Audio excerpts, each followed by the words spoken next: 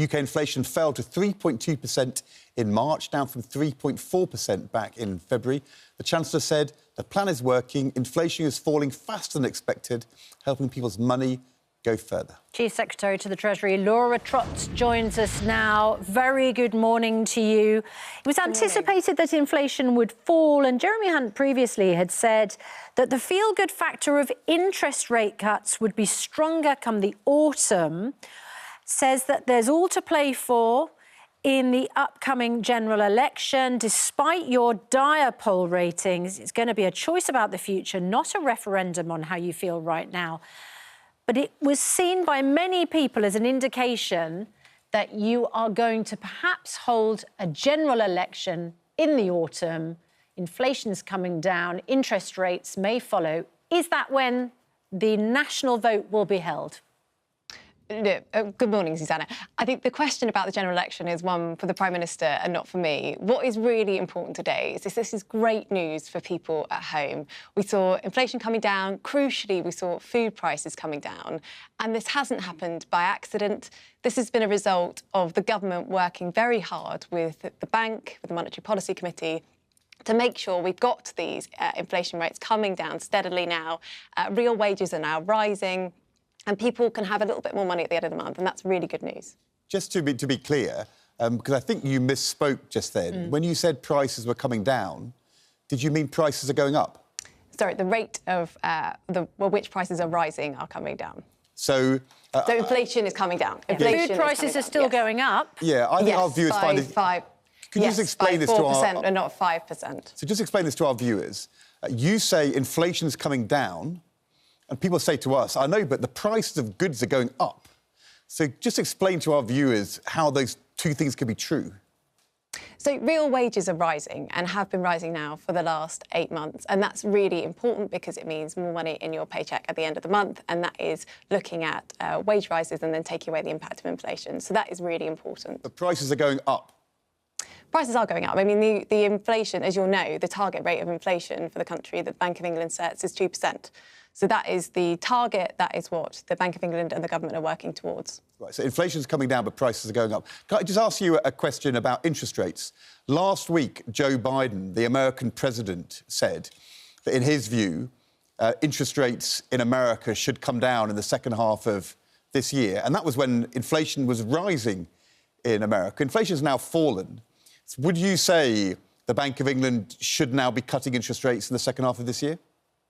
Well, we all know that the Bank of England is independent. I think the figures that we have seen today open the door for interest rate cuts, but that is absolutely a matter for the bank.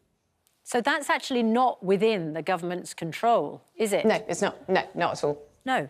So when Jeremy Hunt says that the general election is going to be not a referendum on how you feel right now, it absolutely is going to be a referendum on how you feel right now, isn't it? Because as you've already identified, inflation is still above your target. People still see food prices, general costs going up.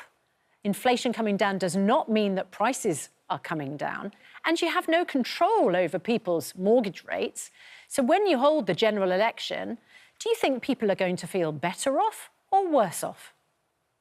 Well, we know, Susanna, that the economy is turning a corner. If you think about where we were when the Prime Minister took over a year and a bit ago, inflation was at 11%, food price inflation was at nearly 20%. Things have really changed. The economy was predicted to be in a very deep recession last year. Actually, it grew ever so slightly. We want it to grow more. And we've seen now that real wages are rising. The rate of inflation is coming down. These are all positive signs that the economy is turning a corner. And that is thanks to our plan, and it shows that our plan is working. I think our viewers will be quite confused by the idea of real wages. Can you just explain what you mean by that? So I think we just talked about it. Real wages are the nominal wage growth taking away inflation. And that just means that at the end of the month, the amount that you have will be going up. Right. Sorry, I don't understand that. For everybody?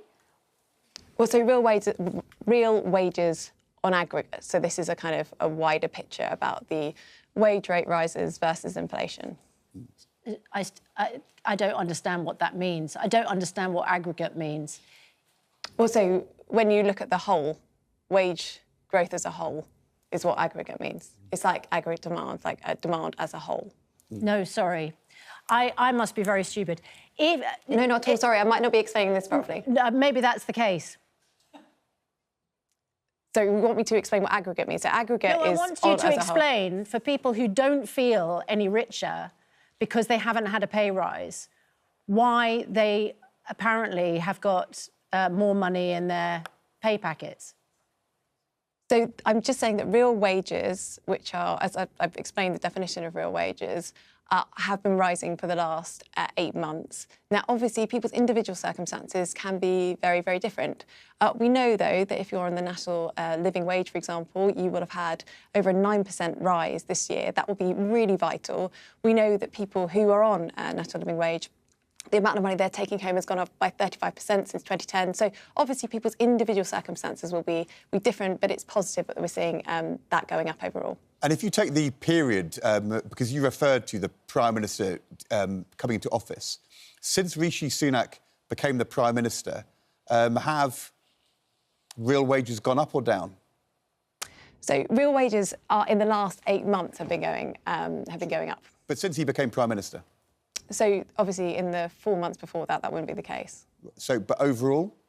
So, I mean, I'd have to look at the exact statistics there, but in the last 8 months, they've been... So the fundamental question, are people better off or worse off? Well, because inflation was very high, right? That's the whole point. When Rishi Sunak came in, inflation was at 11%, right? That is obviously very difficult. That means it's going to be a massive hit for people at home. It means that food price inflation, as I said earlier, was even higher, as it was at 20%. But what we've seen over the course of the year, because of the work that the government is doing, because of the work that the Bank of England is doing, we have seen that inflation rate coming down. You know, it's something the IMF has said that we've taken decisive action. The OBR said that our recent budget was deflationary. You know, this has not happened by accident. This is because of a plan that we've put in place that is working, and I would say that the Labour Party will put that all at risk. OK. Just like to point out that it has been a Conservative government the entire time, even though you keep pointing out that Rishi Sunak's only recently been Prime Minister. We just need to ask a question about the smoking ban, because apparently you've been getting some of these facts wrong on previous broadcasts. Does the smoking ban that was voted through yesterday apply to all parts of the UK, including Northern Ireland? It includes Northern Ireland, yes. I didn't know the answer to that earlier, but I do now, yes, it includes Northern Ireland. And how did you vote?